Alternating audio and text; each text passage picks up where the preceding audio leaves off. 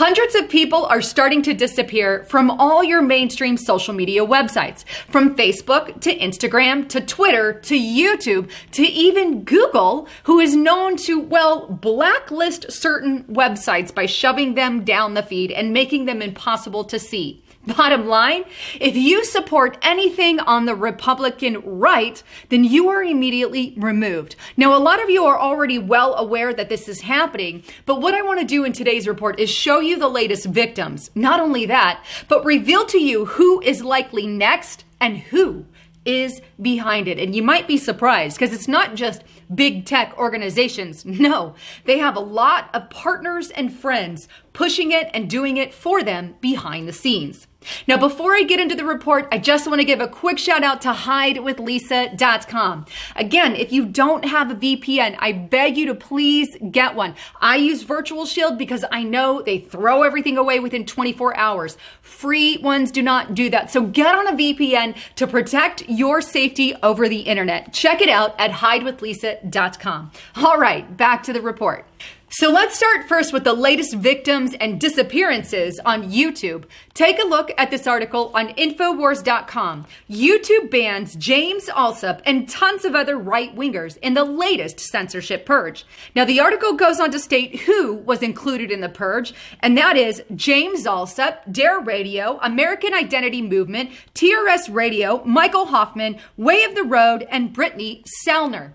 So just who is behind this latest purge on YouTube? Well, the Anti-Defamation League. Now, if you're not familiar with who they are, I'm going to take you to their website, but here's what they say as far as their mission statement is concerned. Basically, to stop the persecution and defamation of Jews. Now, let me just pause right there, because that statement alone sounds great on the surface, because I agree with it. We shouldn't be persecuting and defaming Jews. But neither should we be persecuting and defaming Christians, or persecuting and defaming white people or black people or yellow people or Muslims or Catholics or whatever your religion, race, or creed is, fill in the blank. They shouldn't be being defamed. Sounds great on the surface. The problem is the ADL takes it to extremes. And now, just for being in opposition to the policies of Israel, being against the political government or whatever, they've now classified that as anti-Semitism. In fact, do you know the YouTubers that were listed on the list from the InfoWars report I just showed you just so happen to be some of the names found on the ADL's list of people that should be removed from the internet?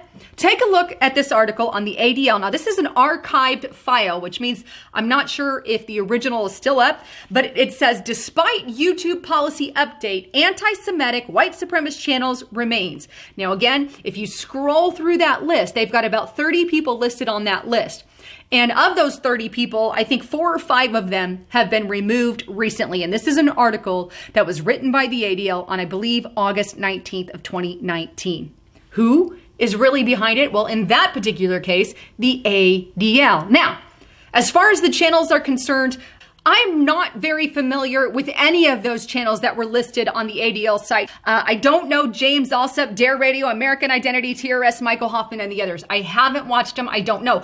But what I can say is James Alsop, for example, was not given a reason why his channel was removed, nor did he have any strikes. You see, if you are spouting hate and you are saying racist comments, you will get a strike on your channel. That I know, because I have a YouTube channel, and I wouldn't say any of that anyway. But if you're blaspheming and speaking negative against someone, you're going to get a strike. But James Alsop, I know, didn't have any strikes on his channels. So why was it removed? Well, good question. YouTube has yet to answer that. But my key here is the ADL obviously had something to do with it. Again, I'm not vouching for these channels. I don't know them, and I'm not saying I support their content because I don't know who they are. I haven't watched them. Just making that very clear. But all I'm saying is it should have been right to at least give a reason why.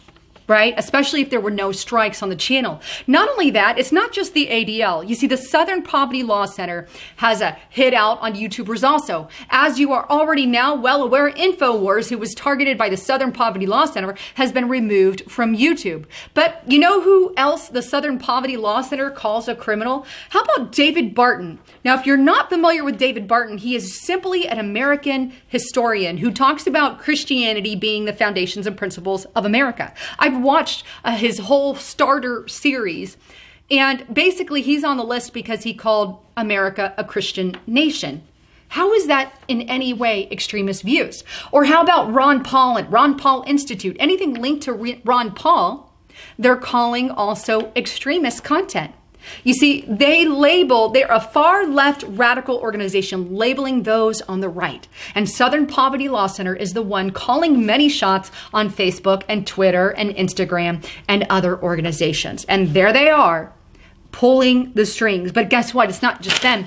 Let's go on over to Media Matters. Now, Media Matters is owned by David Barak. Now, he wrote this. This is called Strategic Plan for Action. Now, in this Strategic Plan for Action, it boasts of creating massive grassroots truth squads. What is a truth squad? Well, they train hundreds of thousands of individuals on how to identify fake news and alt-right smears in social media networks and equip them with tools to fight the alt-right on their own. These people turn in channels and basically report things that aren't even worthy of reporting. So it's like Media Matters is paying hundreds of thousands of people, literally, to troll the internet and turn in people on Facebook and Twitter and Google and YouTube. That is what they're doing. So far, the ADL, the Southern Poverty Law Center, and Media Matters. But they're not the only ones doing that. You see, there's also News Guard and, as you're going to see in a moment, the Truth Project, who are basically using algorithms and working with Google and everyone to censor out certain sites. Let's take NewsGuard, for example. If you don't know who NewsGuard is, they claim to restore trust and accountability. They say and claim that they fight fake journalism. They give green ratings for good mainstream media people and red ratings for bad people. Like, Lisa Haven and Next News Network and Mark Dice, come on. In addition to that, they even tell advertisers who they should advertise with and who they shouldn't. This is NewsGuard, a fairly new organization being backed by millions of dollars by globalist groups that they're using on these social media sites as a third party. You see, if third parties are doing the weeding and algorithms, then it's out of the hands of Google, out of the hands of YouTube, out of the hands of Facebook. It's not me. It's a third party that we told what to do. And this is what we're running into with NewsGuard. And it's not just NewsGuard. Now we have another one jumping in on the back one called the Truth Project. Now, the Truth Project, here's their website here. But basically, this company has weaponized algorithms to silence dissent. So here's what this company does. And I encourage you to go over and read the thing in its entirety. I've already read it. But basically, they work in conjunction with mainstream media. There's over 60, 80 some odd media sources that they work with. Basically, all those medias get a free pass, right? They go to the top. They don't even go through the algorithms. The algorithms is only for alternative media, only for people who are not part of the mainstream. So they get a bypass on this because they're funding and backing.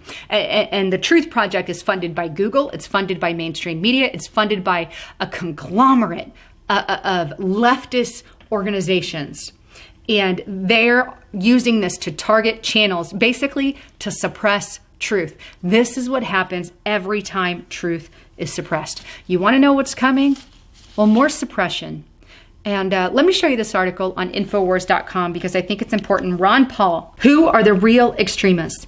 The article goes on to state, the fact that one of the shooters may have been motivated by anti-immigration views had led to calls for government surveillance of right-wing extremists.